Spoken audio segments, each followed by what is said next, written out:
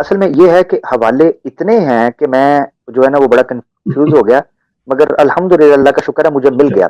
جیسا کہ دوستوں میں بتا رہا تھا سائم بھائی کو بھی کہ مرزا صاحب نے خود اس چیز کا اقرار کیا ہے کہ یہ زمانے میں نبوت کو قطعی نہیں ہے کہ یہی زمانہ ملے گا، یعنی یہی لوگ آئیں گے یا یہی نبی ہی آئیں گے، یعنی اجرائے نبوت کا قطعی عقیدہ نہیں ہے. مراد یہ تھی کہ ان میں سے اگر آپ نے زیادہ دنیا میں ماننا بھی ہے نا، تو دنیا میں آپ کو ان میں سے جن کا زمانہ مل گیا فابہا، ٹھیک ہے، ونام، آپ ان کو کہہ لیں.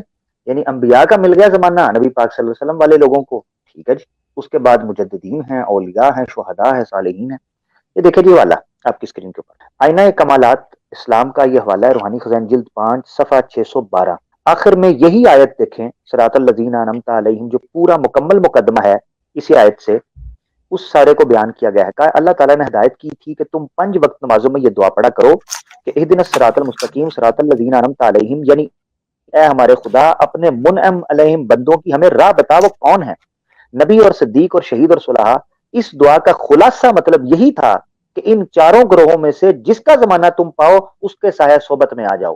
ٹھیک ہے، اب اس سے بھی یہ چیز پتہ چلتی ہے کہ مرزا صاحب کو کوئی یہ قطعی اور حتمی فیصلہ نہیں تھا کہ نبیوں کا ہی زمانہ ملنا چاہیے یا اجرائے نبوت ہونی چاہیے. مراد یہ تھی کہ اطاعت اللہ اور رسول کے لیے اگر تمہیں ان میں سے کسی کا زمانہ ملتا ہے نا، تم ان کی صحبت کر لو.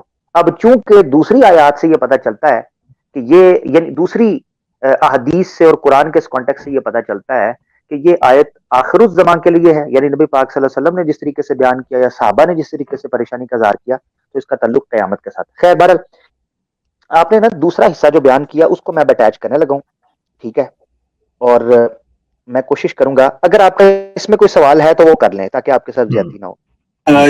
جی میرا ایک چھوٹا سا سوال ہے. میرے سامنے خلیفہ ثانی کا جو تفسیر صغیر پڑھی ہوئی ہے اور میں اس کا ترجمہ ابھی میں نے کھولا ہوا ہے، تو جی اس کا ترجمہ انہوں نے یہ کیا ہے، اور جو لوگ بھی اللہ اور اس کے رسول کی اطاعت کریں گے وہ ان لوگوں میں شامل ہوں گے جس پر اللہ نے انعام کیا.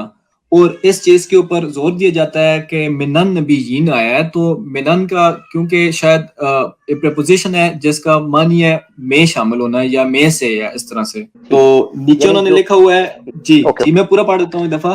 اور جو لوگ بھی اللہ اور اس کے رسول کی اطاعت کریں گے وہ ان لوگوں میں شامل ہوں گے جن پر اللہ نے انعام کیا ہے، یعنی انبیاء اور صدیقین اور شہداء اور صالحین میں، اور یہ لوگ بہت ہی اچھے رفیق ہیں. اور نیچے پھر انہوں نے کہا ہوا ہے کہ قرآن کریم میں مہا کا لفظ ہے جس کے معنی ساتھ کے ہیں، مگر مہا کے معنی من کے بھی ہوتے ہیں، اور وہی معنی ہم نے یہاں کیے ہیں. وہ یہ کہہ رہے ہیں کہ مہا کے ہم نے یہاں پہ من معنی کیے ہیں کیونکہ اس کے معنی من کے بھی ہوتے ہیں.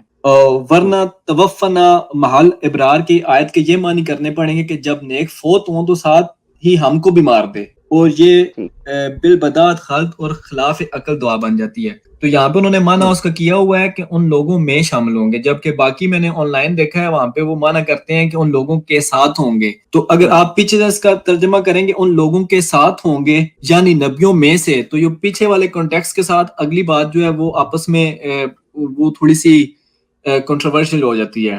تو میں یہ پوچھنا چاہ رہا تھا کہ اگر آپ منن نبیین کا یہ ترجمہ کریں گے نبیوں میں سے، تو پھر تو بات تھوڑی سی اور ہو جاتی ہے.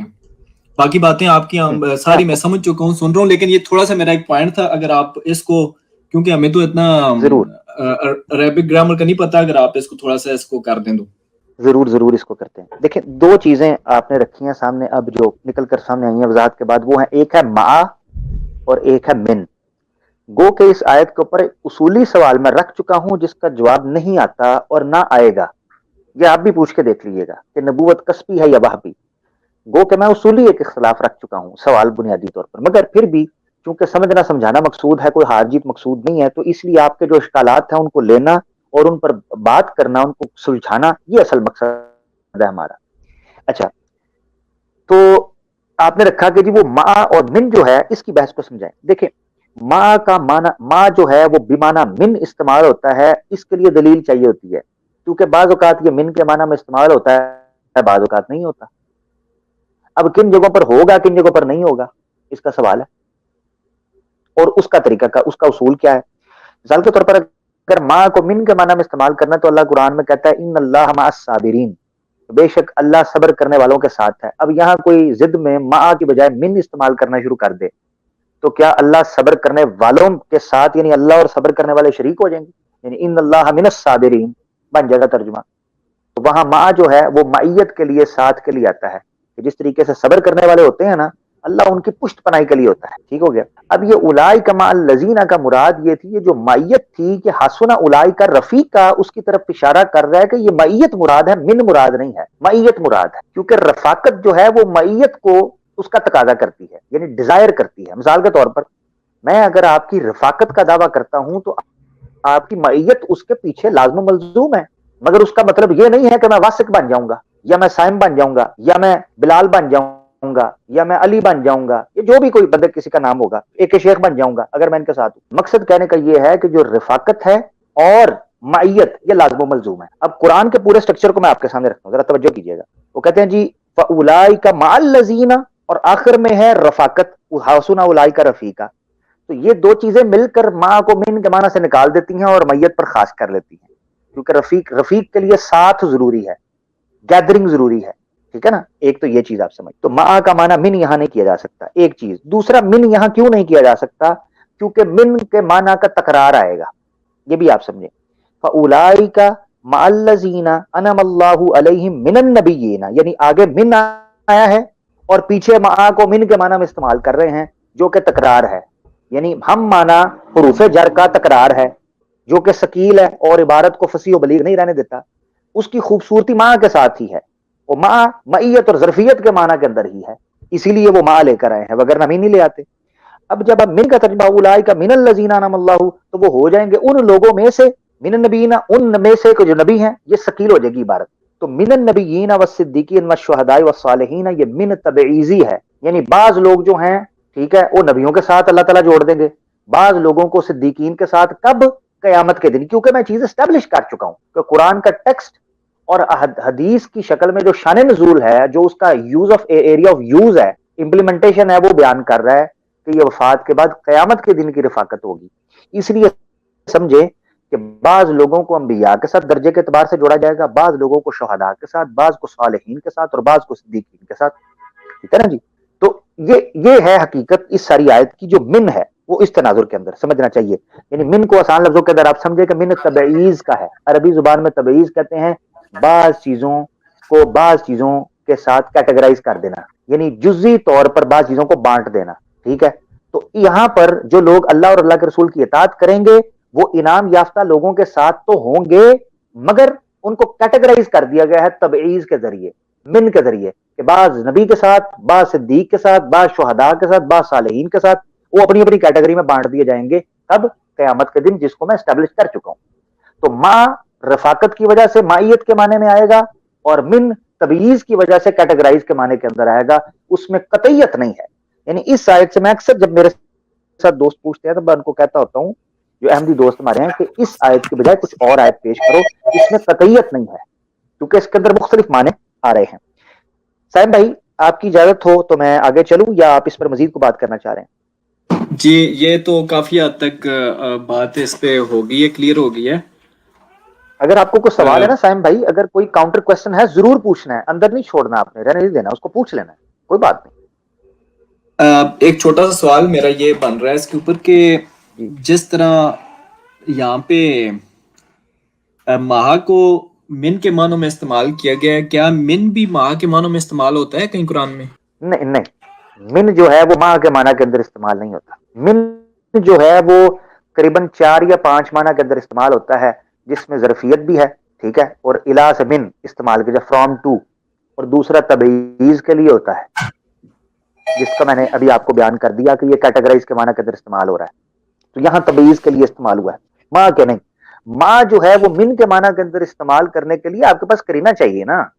ٹھیک ہے وہ صحیح کہہ رہے توفنا مال ابرار، ٹھیک ہے کہ ہمیں ان کی میت میں وفات دے دینا. ٹھیک ہے بھائی کوئی بات نہیں، وہاں من کر لیں آپ، مگر یہاں من کرنے کے لیے کرینہ چاہیے آپ کو. یہاں من کرنے کی ضرورت کیوں پیش آ رہی ہے جبکہ ماں کے ساتھ معنی ٹھیک ہو رہا ہے؟ یاد رکھیں کسی بھی حروف جر کو جب آپ حروف جر کا معنی کسی دوسرے معنی کے اندر استعمال کرنے لگتے ہیں تو اس کے لیے کرینے کے ساتھ ساتھ اس معنی کے استعمال کی کوئی علت بھی چاہیے نا. جب ماں کا معنی ٹھیک بیٹھ رہا ہے، یہ یاد رکھیں عربی زبان کا ایک قاعدہ ہے الترکیب تحت المعنی. جو لوگ علم النحو میں ماہر ہیں جنہوں نے بڑی کتابیں پڑھی ہیں، شرح ابن عقیل پڑھی ہوگی اور اس طریقے سے مغنی اللبیب پڑھی ہے، یا شرح الفیہ پڑھی ہے، اسی طریقے سے امام سیبویہ کی الکتاب پڑھی ہے، اور عربی کی جنہوں نے بڑی کتابیں پڑھی ہیں وہ اس میرے اصول سے متفق کریں گے. گو کہ میں کوئی عربی کا ماسٹر نہیں ہوں، مگر وہ مجھ سے متفق ہوں گے. الترکیب تحت المعنی ایک مسلمہ اور مصدقہ اصول ہے عربی گرامر کے اندر، کہ جب تک آپ کی لغت، آپ کا معنی ٹھیک ہو رہا ہے، وہ ترکیب درست مانی جائے گی. مگر من کے ساتھ ترکیب درست نہیں بیٹھ رہی اور ماں کے ساتھ ترکیب درست بیٹھ رہی ہے، کیونکہ من دو وجہ سے نہیں بیٹھ رہا. نمبر ایک، ماں کا حقیقی معنی میں استعمال کرنے کے لیے کرینہ موجود ہے، اور نمبر دو، من کے ساتھ اگر اس کو استعمال کریں گے تو تکرار کے ساتھ من آیا ہے جو کہ عبارت کے لیے ثقیل ہے، وہ سمجھ سے بالا تر ہے کہ کیوں ماں کو من کے معنی کا اندر استعمال کرنا ہے. تو اس چیز کو بھی سمجھنا ضروری ہے.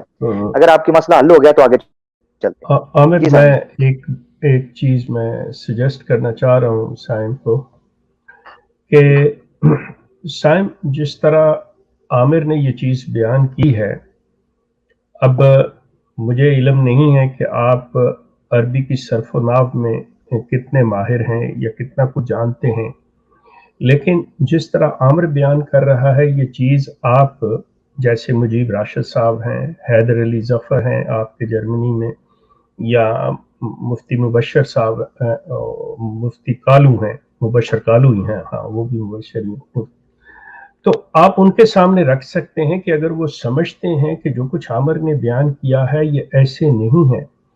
اب ہمارے انداز گفتگو سے، ہمارے اس طریق سے آپ کو اندازہ ہو گیا ہوگا کہ یقین کریں کہ اگر ان میں سے کوئی صحابی آ کر اس پر ہماری اصلاح کرنا چاہے، ہماری کریکشن کرنا چاہیں، ہمارے ساتھ بات کو خود سمجھنا چاہیں، تو دے آر موسٹ ویلکم. ہمیں خوشی ہوگی، یا ہمیں اپنے پاس بلا لیں، مطلب جو بھی کوئی جگہ ہے، we are ready to go there to understand the thing. اس میں کوئی بحث مباحثہ نہیں ہوگا. یہ چیز میں آپ کے سامنے رکھنا چاہتا تھا کہ آپ مطلب فردر ان سے پوچھ سکتے ہیں جو اس چیز کے ماہر ہیں. جی بہت شکریہ. جی ضرور. میں کیونکہ ابھی ویڈیو میں آن لائن سٹریمنگ میں ہم ٹائم کو بھی دیکھنا ہوتا ہے، تو یہ ریپیٹ کر کے ہم سنیں گے پوائنٹس جو بھی ہیں یہ لکھ کے. تو میں انشاءاللہ کوشش کروں گا کہ پہلے میں اپنے ہمارے جو اوریجنل مربی صاحب ہیں ان سے رابطہ کروں، Sure. اور اس کے بعد پھر آگے کوئی بھی کوسچنز ہوئے تو ہم دوبارہ آپ سے رابطہ کریں گے. Sure. تو اس آیت کے اوپر تو میرا خیال ہے کہ جی میرے خیال سے اس پر بولے کافی بات ہو گئی ہے. آپ اگر دوسری آیت کیا تھی، آپ نے خاتم النبیین کی پیش کی تھی، وہ کیا کہنا چاہ رہے ہیں؟ میرے خیال سے ناسخ اور منسوخ پر بات کی تھی، رائٹ؟ جی دوسری آیت کو میں یہ کہہ رہا ہوں کہ ٹائم کافی ہو گیا، ہم اس کو نیکسٹ کسی پروگرام میں کر لیں گے. ایک اور بہت ہی امپورٹنٹ سوال تھا، وہ حوالہ جات میں نے شیخ صاحب کو تو مل گئے ہیں لیکن انفارچونیٹلی میں آپ کو نہیں بھیج سکا ہوں ٹائم کی کمی کی وجہ سے. وہ حضرت ایسے کر لیتے ہیں مسیح موعود علیہ سائم بھائی، السلام کا جو ایسے تھا. کر لیتے ہیں. جی اپنا سائم بھائی ایسے کر لیتے ہیں کہ آج جو ہے وہ سورہ نساء کی جو آیت 69 ہے اس کو ہم کور کر دیا، ہم نے اس کو پیک اپ کر دیتے ہیں. اس پر جو آپ کے مزید تحقیق کریے، جو میں نے گفتگو کی ہے اس میں سے پوائنٹس نوٹ کر کے اس کے سوالات بنا کر آپ تحقیق کیجئے. جو اعتراضات اور جو میری غلطی ہے اس پر ہم دوبارہ پروگرام کر لیں گے، اس پر ہم جوابات کر لیں گے، یعنی دوبارہ ایک سیشن رکھ لیں گے سوال و جواب کے حوالے سے. ایک تو یہ چیز ہوگی.